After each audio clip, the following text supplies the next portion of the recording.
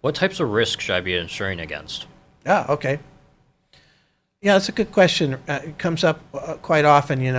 What do you insure against? And actually, Easan found a chart for us that we'll share here. It's kind of, I think, a good way to look at it. And so it kind of depends on the situation, right? So if we look at this chart, how often does it happen? Frequency. And what's it going to cost you? Severity of consequences. So if it doesn't happen very often, and there isn't much of a frequency issue, doesn't happen. I'm sorry, if it doesn't cost you much, then you just deal with it. Yeah. So I mean, what's an example of something that would fit in that category? So if it's both low, let's say I have a set of glasses I bought from IKEA, and so I might drop one every couple of years. Yeah. I'm not going to insure against the destruction of these cups because I can easily replace it and it's not a big cost to me. Yeah, that's a good point. Exactly. So you don't want to insure your dishes. Yeah. Basically, and that's pretty obvious. But we're just trying to give some examples. But let's say that it doesn't happen very often, but it has a really high cost to you. That's what you want to insure, right? So what are some examples of things that fit into that category? So like flood insurance, not every time your house is going to get flooded, but when it does, it's pretty catastrophic for you. And so that's when you kind of want to get these insurance, whether it be for health, any kind of big health thing, long-term care, car insurance. So these big events that don't happen often.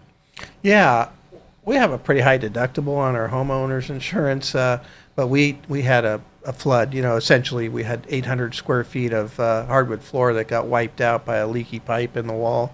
I was really glad to have that insurance because it was really expensive. It was a lot more than the deductible that I had to pay. So yeah, it's exactly right.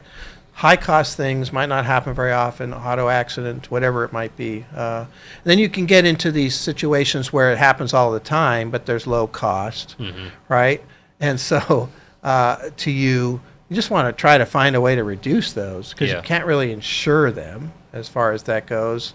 For me, I don't know, between my kids and myself, I get a lot of nails in the tires or different things that keep having to fix, so you try to figure out how to avoid that, as far as that goes, and where to park has a lot to do with that. And then, of course, the last one is something happens all the time that has a high consequence to you. You just want to avoid those. Those are definitely like high-risk behaviors. So, and again, this is controversial, but skydiving, which, I have a friend that loves skydiving, but that's a high-risk thing. He does it all the time. And honestly, the insurance companies won't even really insure that. No. At least for a reasonable cost, right?